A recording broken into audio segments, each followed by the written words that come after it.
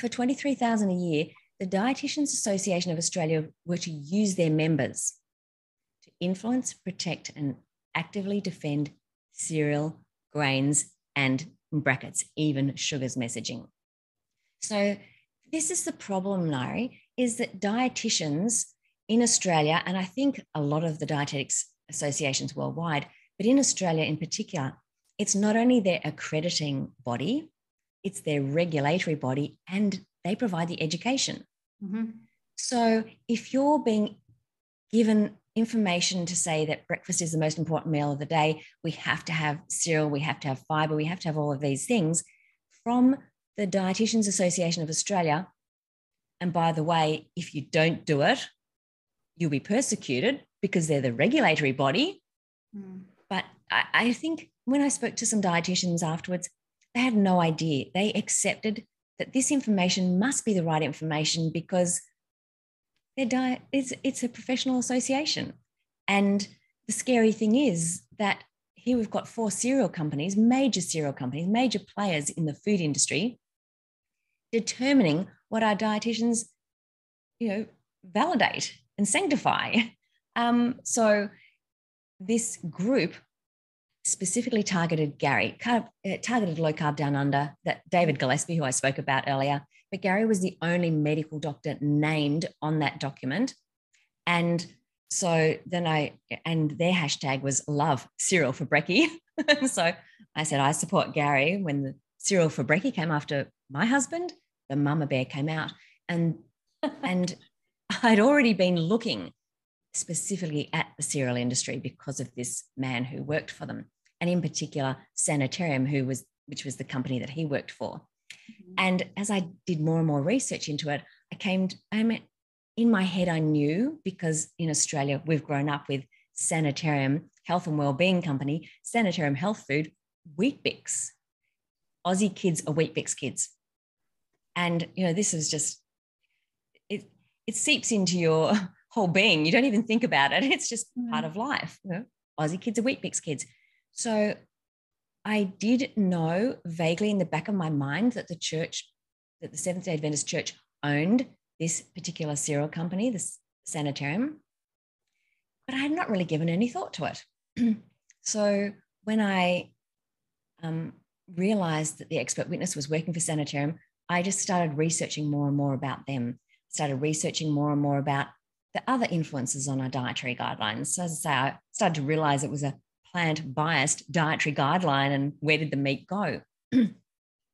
So I've done a few different deep dives, and I've looked into the demonization of animal proteins and fats. I've looked into the minimization of the harms of sugar, and gone specifically down this historical investigation into the roots of vegetarianism and where it's all come from.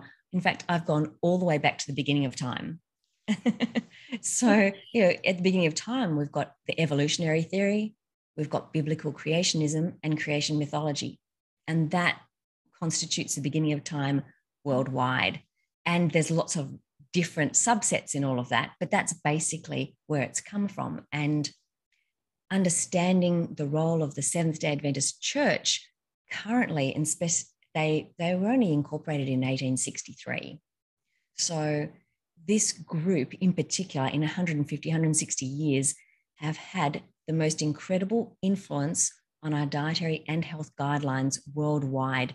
And there's even an article that's been written called The Global Influence of the Seventh-day Adventist Church on Diet. And it was written in 2017 in response to Gary finally putting my research out publicly. It was really hard for me to come out. I think I researched for nearly 2 years before we put anything out publicly, because I grew up in a very Christian household, and the concept of questioning religious beliefs really was very hard for me, because I'm the sort of person, I'm very accepting. I've got friends, all walks of life, and the idea I'm not anti-vegan, I'm not anti-vegetarian, I'm certainly not anti-religion.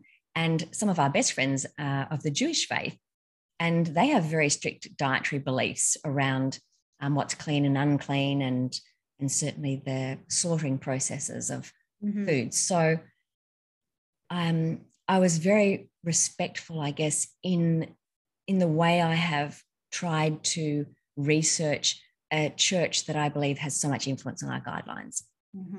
And understanding that this belief has come from visions of the prophetess, their founder of the Seventh-day Adventist Church. She claimed to have received over 2,000 visions from God, visions and dreams. And the very first major one that she had on health was in 1863. And she was told that flesh meat is a toxic stimulant. And it is more toxic than alcohol or caffeine or spice. And so I just went, whoa, this is incredible. In Australia, like the UK, the Seventh-day Adventist Church have a very, very small footprint. We only have one, it's not even a major, it's a small university college. We have one major hospital in Sydney with a few satellite small hospitals, little private hospitals, but not very much, only in Sydney. And they have this food industry, Sanitarium Health Food Company. And I hadn't realized the influence and the extent of this actual company in selling food even into the UK. In fact, the UK swimming team is funded by Sanitarium's Up and Go, if you have a look. So just beware, it does extend into the UK as well. In America, they had a couple of food industries earlier on, but they have sold those off. So in America, the church does not own a food industry in particular, but they do own 21 worldwide. And these food industries were set up. Ellen G. White came to Australia to set up the Sanitarium Health and Wellbeing Company to take the place. So health food was to take the place of flesh meat, milk, and butter. This was their purpose. And if you go back and look, John Harvey Kellogg, whom most people would understand or have heard of and know about Kellogg's cornflakes, John Harvey Kellogg was only 12 years old when he went to work for the first family of the Seventh-day Adventist Church. His family were devout Adventists. And they followed the church to Battle Creek Sanitarium, where they decided that would be where they would set, or Battle Creek, where they would set up. And the Kellogg's funded the printing press to start, because we've got social media now. That's how we tell a lot of things. We don't need to write as much anymore. But back in the 1800s, they had to write literature to hand out to people. That was the way they got their message around. So John Harvey Kellogg was 12 years old when he was typesetting Ellen G. White's first book called A Solemn Appeal to Mothers, or A Solemn Appeal, had two names. And this book spoke only of mothers deterring their children from masturbating, because that was considered the most heinous sin you could do at that time. It defiled the body. And I've chatted to a few people who've put some really good things into perspective around that time. So the temperance health reform movement really started at the beginning of the 1800s. Ellen White wasn't the first one to talk about it. You've got people like Sylvester Graham, Caleb Jackson, and John Harvey Kellogg were probably the most famous temperance health reformers of the 1800s. But Ellen G. White was the first one to bring public health education, medical evangelism, and a health reform message that she believed that the biblical Garden of Eden diet of fruit, nuts, and seeds was the God-appointed diet for man. She didn't even go as far as the books of Leviticus and Deuteronomy, which the Jewish faith follow. She stuck right back in Genesis. And that's what she believes is the diet that God wanted us to eat. But in the 1800s, they couldn't get rid of all animal proteins and fats because they didn't have substitutes. They hadn't created supplements in that time. They hadn't created fortification and all those other things. So even though they were really advocating a vegan diet, they couldn't take all animal proteins and fats out. And so if you think about it, it was flesh meat was considered a warm-blooded meat. So that's why fish can get into a vegetarian diet, because it's cold-blooded. And so it's very much based in religious spiritual purity. And the Seventh-day Adventist Church took it to an absolute extreme, this belief that masturbation defiled the body. It stopped all spiritual communication. And they determined to make it public health education. Her books are incredible. She's written entire councils on health. And so when she came to Australia to set this company up, it was to take the place of flesh, meat, milk, and butter. Interestingly, they call themselves ovo-lacto vegetarians. But again, I think that name came about very early because they didn't have the things to take the place. They didn't have the supplements organized. But John Harvey Kellogg, who wrote that first, or typeset that first book for Ellen G. White, where she talked about all of the harms of masturbating and blamed flesh meat as the most critical point to creating that, I guess, environment for it to happen. You know, she talked about head decaying, a child's head decaying. She talked about epilepsy. She talked about going blind, which I think even now, as a kid, I heard that masturbating causes people to go blind. But, you know, all of the other things, you know, she said, it's as if you put a pistol to your heart and took your own life. So here's a young, impressionable 12-year-old. I've had a 12-year-old son. How could he not grow up being immersed in that for 4 years? And then they've paid for him to have his medical education. It's no wonder he was intent for the entire life to prove, not disprove, divine inspiration, and to work out how to create, invent foods that would take the place of flesh, meat, milk, and butter, which is what he did. And the Battle Creek Sanitarium, you know, he had an experimental kitchen there. They have gone on. So one of his proteges, Lena Cooper, she was working at the Battle Creek Sanitarium with him. She went on to create the American Dietetics Association. She co-founded it as a devout vegan vegetarian. Again, they still haven't quite got enough things by then, but she was the very first industry dietitian, because the book that she wrote in 1913, every single recipe, you had to buy Kellogg's inventions to make them. You had to buy nuttos, you had to buy protos, you had to buy all of these things. You go, that's incredible. And then 4 years later, she started the American Dietetics Association. So we have got dietetics associations founded by food industry right from the outset, from the get-go. And I think that's amazing history. That was amazing. So much detail there. So late 1800s, was that the time that the veganism kind of started? Veganism wasn't coined till 1944 because they did not have the ability to get rid of all animal proteins and fats out of the diet, really. So it was coined in 1944. I'd say that's when they were able to do it safely. If you look back, you may have heard of Pythagoras, and that he was the founder or father of Western vegetarianism. But again, it was actually vegetarianism. And the reason he was promoting getting rid of flesh meat back then was because of metempsychosis, which is the belief, and certainly Eastern mysticism, where the transmigration of souls, you know, the karma and different things. So in transmigration of souls, if you have potentially done negative karma and even in some cases positive karma, you would come back as an animal in your next life. And they were concerned about eating flesh meat because they might be harming or eating a relative or a friend. That's the basis of metempsychosis. It's karma and coming back into different levels in your lives till you gain asceticism. Whereas the Western vegetarianism that started in the 1800s in the UK and came to America and certainly exploded in America, that's all based on spiritual purity and asceticism and meat causing violence and masturbating. So it's a very different, they're two quite different thoughts, but the result, I guess, no, not eating animal proteins and fats is the ultimate result in both of them. So where they wanted to go. Well, the Australian dietary guidelines, they update these guidelines. Is it every 5 years or something? Right. They're supposed to be every 5 years, but it's been 10 years since the last ones.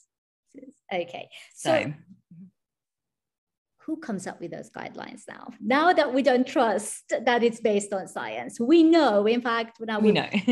we believe they're not based on science. So they're not based on science. They're not based on science. So, and it's the same with the American dietary guidelines. They're almost like, and it's not just the church. It's so very much vested interests. It's food industry, it's pharmaceutical industry, and it's ideology. And they've come together with this symbiotic relationship to create the demonization of animal proteins and fats.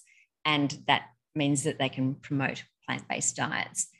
So it's definitely not just the church here. Church are very influential, but the food industry is highly powerful, and especially Coca-Cola. They've been fighting to minimize the harms of sugar and for a very, very long time. So in Australia, so the first person who was really challenging the harms of sugar very vocally was a guy called John Yudkin, and he was in the UK. In 1972, he wrote a book, Pure, White and Deadly. And so he was probably the only person really trying to call out the harms of sugar in comparison to Ansel Keys and Frederick Stair, who was protecting the sugar industry, and different people who were blaming saturated fats for the cause of heart disease. And this is where our dietary goals started in 1977 in the US, and then became dietary guidelines in 1980. In Australia, 1982, the guidelines started. But it was a proponent of Ansel Keys's messaging that came to Australia. He actually took the place of John Yudkin at the Queen Elizabeth University. He took his seat. So John Yudkin had founded the nutrition department at the Queen Elizabeth College. And a guy called Stuart Truswell took his seat when Yudkin was talking about sugar, and everyone just wanted to silence that message and get rid of him. So Stuart Truswell thought, great, I'm in the UK, I'm going to talk about the dietary goals. But apparently the British establishment weren't as keen and interested in what he wanted to talk about. So he came to Australia in 1978. And we had a very small, new, young scientific nutrition establishment. So he jumped straight in and became the very first founding chair of the Sydney University. And he introduced dietary goals the next year, 1978, unquestioned, because he was the expert. He'd come from places where he knew all about it. And the NHMRC, which is the National Health and Medical Research Council, is the gatekeepers of our dietary guidelines here in Australia. But he worked out the dietary goals with the Dietitians Association of Australia, and then they told the NHMRC, National Health Medical Research Council, we've worked them out. And apparently the NHMRC was a bit aghast, but they looked them over and went, oh, okay, we'll accept them unequivocally. And I would suggest that, again, food industry, pharmaceutical, ideology, and this man just with a purpose and a belief in the thing that saturated fat was causing the harm had nothing to do with anything else. So he started that. And we have continued with that ever since. I've been looking at the revision of the Australian dietary guidelines, and Gary pointed out in 2013 in his research that the two questions they asked, it was really biased. They asked a huge series of questions that the Dietitians Association of Australia based their data and their collection of research on, and to determine the answers. But the thing was, they only asked about the harms of red meat. And they only asked about the benefits of processed and unprocessed cereals and grains.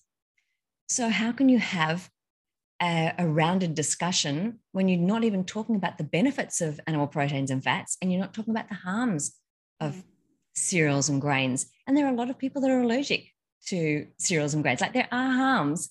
You can't just say that they're just this amazing health food. So that biased research created guidelines that then became biased. And that's why when Gary said he did a talk in 2016, you have to send out a search and rescue party to find the red meat and dairy on the Australian Guide to Healthy Eating. Like, you get your magnifying glass out. Where is it? Yet processed foods, plant foods, grains, cereals, they dominate it. And in Australia, on our Eat for Health poster, unlike the Americans, which have gone to that tiny simple plate with 4 divisions, we have a very graphic, colourful, food-based plate. They even have the discretionary foods on that guide to healthy eating. As you can have it. It makes no sense. So I'm concerned that the next dietary guideline review, this 2022-2023, which is overdue, is also going to be very biased, because if you look at the people on the guideline committee and the governance committees, unlike the US dietary guidelines, which have just happened, and Nina Teicholz and others called out that 95% of the people on those guideline committees had ties to food or pharmaceutical industry. Like, it was massive. This Australian group, 14 of them, only one has a tie to industry. The other 13 are clean. But these clean people have been academics that have based pretty much their careers on funding, and a lot of them on the NHMRC funding. So, as Nina said to us recently in a little chat, they're hardly going to bite the hand that feeds them. Mm-hmm. Are they really going to challenge the guidelines that have been set in place? Are they really going to do it? And one person in particular has been on 16 National Health and Medical Research Council committees. He was on the Dietary Guideline Committee in 2003 and 2013. And you think, and probably even earlier than that, he was advising, how on earth is this small group really going to consider changing? So I'm a bit concerned, but I'll keep calling things out. Don't you worry. Yeah, I'm sure you will. I mean, it was interesting that the DAA, Dietitians Association of Australia, could actually be bought. We can say that, can't we? For $23,000. $23,000. That's just the cereal industry. That's not all the other people that fund them.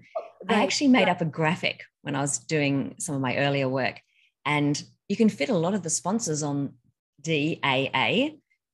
I think it was 2 years or 3 years ago, they changed to Dietitians Association, but I refused to cut mine down because all the sponsors would look too small on just 2 letters. It looks so much better on 3. So I keep calling them the Dietitians Association of Australia.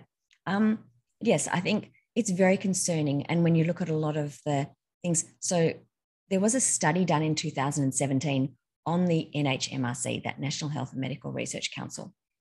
And it was discovered between 2012 and 2014 that 70% of the dietary guidelines, the health guidelines that they had created in that space of time, 70% of the guidelines, and specifically cardiovascular and diabetes guidelines, had undisclosed financial ties of guideline writers. So, we might think that the conflicts of interest are massive, but if they're not even putting them up, then that's concerning. So 70% had undisclosed. And then at the end of the study, they said the people who had disclosed financial ties, particularly to pharmaceutical, because it was about, in particular, diabetes and cardiovascular disease guidelines, they didn't check if there were more undisclosed ties for those people. Once they'd said they had 1 or 2, they didn't bother checking if there were more. And in my research over the last 8 years, some people will acknowledge this and this in this paper, and this in another paper. They don't put all of them up. And sometimes they'll say, well, there's no conflict of interest. And that's the concern that I've found with the Seventh-day Adventist Church, is because for the church members who are doing research to prove, not disprove, divine inspiration, and they don't have a financial incentive. So, when you have to write for the Sunshine Act in America, you need to declare financial conflicts of interest. And if you own stocks and all those other things, well, the church don't have to do that. So if they're putting forward a massively influenced research paper to determine that animal proteins and fats, they're demonizing them, they're saying that they're harmful, or they're promoting the health benefits of a vegetarian or a vegan diet, they don't have to disclose their conflicts of interest. And so when Mervyn Harding, who was one of the key people back in the 1940s, working for the College of Medical Evangelists, which has since become Loma Linda University, owned by the church, when he went to the Harvard School of Public Health and went up to Fred Astaire and said, I would like to do a PhD thesis under you talking about the benefits of vegetarianism, all I can imagine is Fred Astaire went, hell yeah. He was being funded by the food industry to demonize animal proteins and fats. And here he's got someone coming in with no financial conflicts of interest, just a pure belief that this is what it's going to be. And their first studies came out in the 1950s. And I look at this relationship between Loma Linda University and Harvard School of Public Health, and it's just grown stronger and stronger and stronger till we get to where we are today. And it's become the American College of Lifestyle Medicine.